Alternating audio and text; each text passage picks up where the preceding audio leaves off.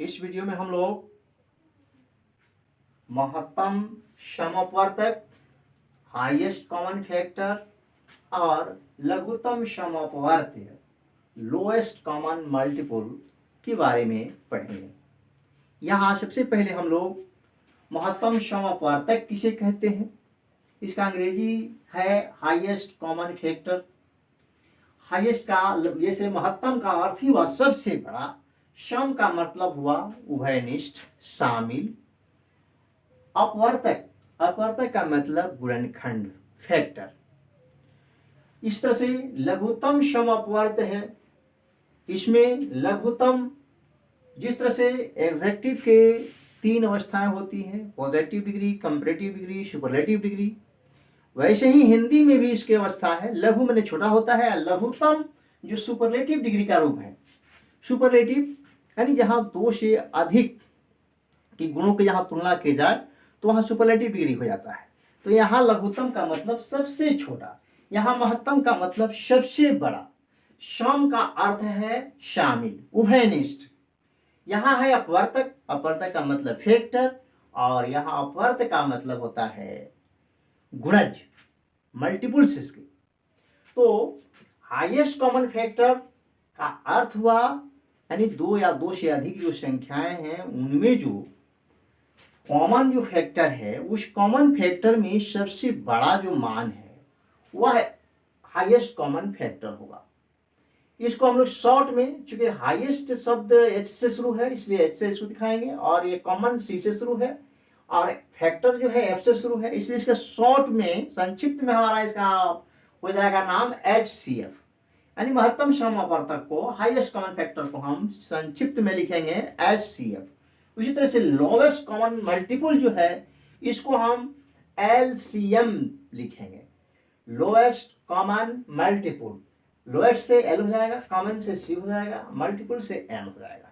तो चलते हैं, थोड़ा सा एक उदाहरण यहाँ पेश करके देखते हैं। ये परिभाषा, इसका परिचय बहुत इजी हो जाएगा।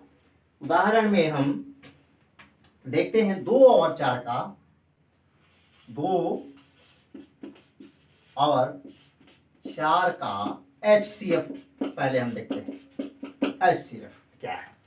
तो सबसे पहले हम 2 के फैक्टर निकालेंगे, 2 के गुणनखंड क्या है, अपवर्तक क्या है। 2 के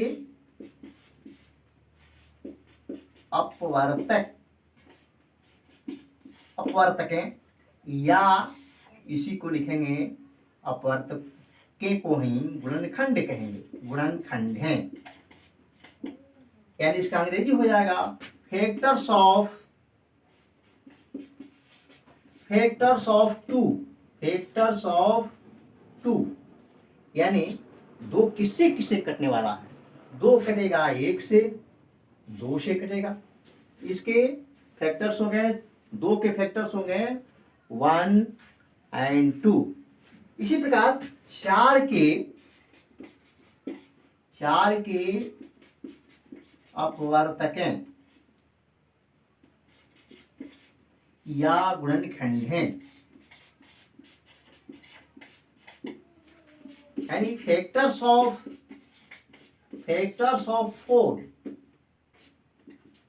तो इसका हो जाएगा 1 से कटेगा, 2 से कटेगा, 4 से कटेगा। यहाँ 2 के फैक्टर्स हमारे हुए 1, 2, यहाँ 4 के गुणनखंड हो गए 1, 2, 4। अब यहाँ कॉमन फैक्टर हम देखेंगे, दोनों में कॉमन क्या हो रहा है, 1, 2 दोनों में है, 1, 2 यहाँ भी है। तो 2 और 4 के समअपवर्तक हो जाएंगे, समअपवर्तक होंगे 2 और 4 के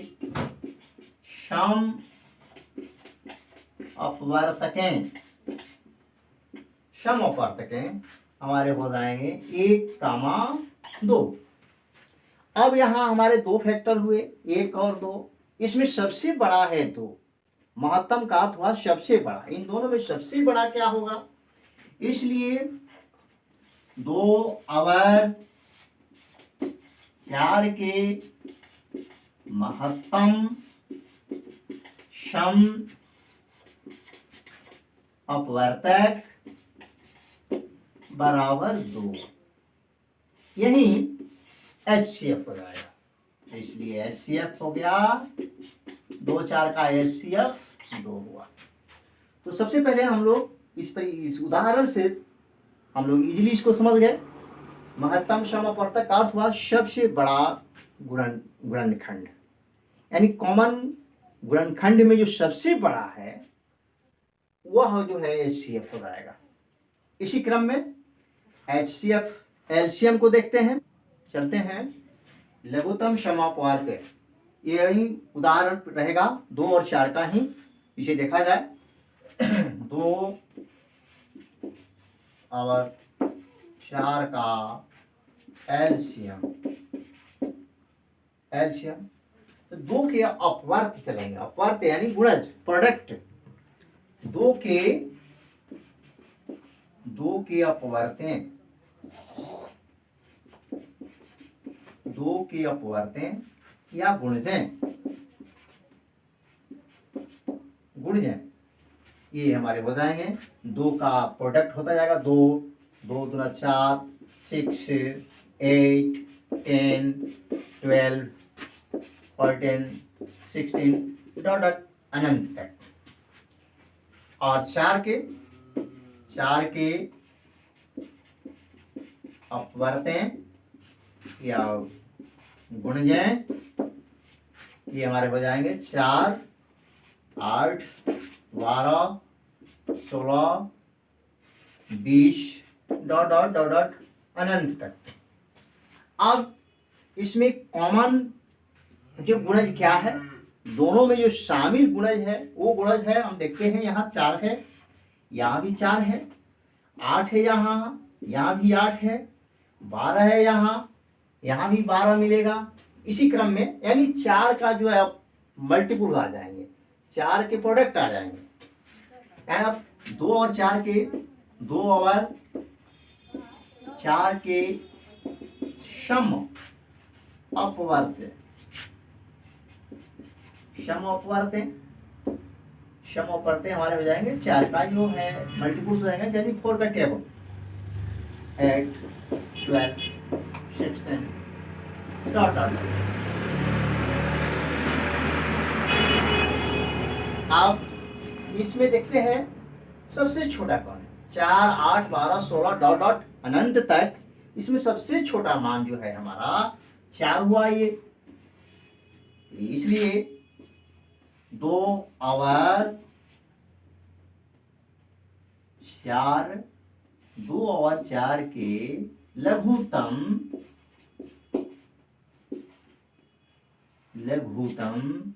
सम अपवर्त्य गुणज हो जाएगा 4। यही एलसीएम हो गया। एलसीएम इक्वल टू 4, यानी 2 4 का लघुत्तम सम अपवर्त्य हमारा 4 हुआ, एलसीएम 4 हुआ। चलते हैं एलसीएम और एचसीएफ अभाज्य गुणनखंड विधि से कैसे हम फाइंड करेंगे। अभाज्य गुणनखंड विधि से एचसीएम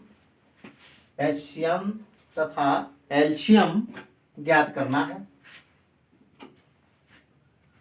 तो एक उदाहरण हम वही देते हैं 2 और 4 का ही। 2 और 4 का HCF तो 2 का पहले हम गुणनखंड करेंगे। 2 का गुणनखंड 2 ही होगा। 4 का हमारा गुणनखंड हो जाएगा 2 गुणे 2, या ऐसे इसको लिखा जा सकता है 1 गुणे 2, यहाँ भी 1 गुणे 2। अब इसमें कॉमन क्या हो रहा है, दोनों में कॉमन। HCF का अर्थ ही है हाईएस्ट कॉमन फैक्टर। तो इसमें कॉमन जो है हमारा 1 2 हो रहा है, यहाँ भी 1 2 हो रहा है। इसलिए हमारा HCF हो जाएगा HCF इक्वल टू 1 गुणे 2, यानी इसका आंसर 2 होगा। एलसीएम के लिए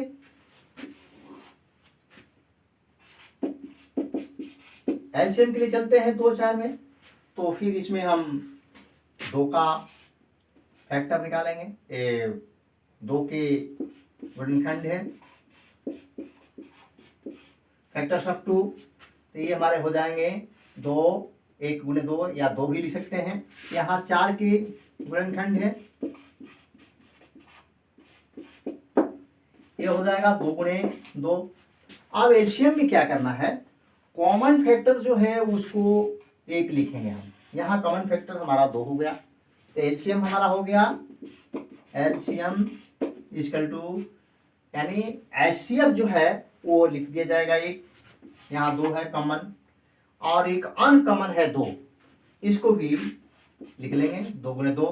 अब इसका दोनों का मल्टीप्लाई कर देंगे, यानी 4, तो इसका एलसीएम हमारा हो जाएगा 2 4 का 4 हो जाएगा। एक और उदाहरण हम लोग चलते हैं, बीजीय पद से चलते हैं। जैसे ए स्क्वायर और ए क्यू का एचसीएफ निकालेंगे, एलसीएम निकालेंगे।